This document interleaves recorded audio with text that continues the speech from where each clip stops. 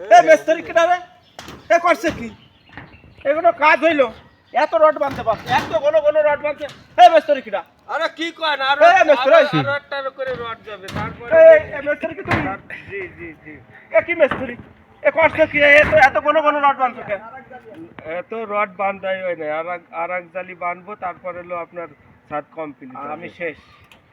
এত রড যদি কিনতে হয় রডের টোন সম্পর্কে ধারণা আছে তোমরা তো খালি অর্ডার দিয়ে সেরে দাও তো সব আমি তো ধারণা শেষ। এর লাভ না আমরা এসে কাজ করবার না এটা তো আমরা কাজ তুমি কইছো যে 2 টন লাগে তাই তুমি কইছো যে 2 টন লাগবে এখন তুমি 4 টন লাগাই দিলে এই টাকা পাবো কোথায় এ টাকা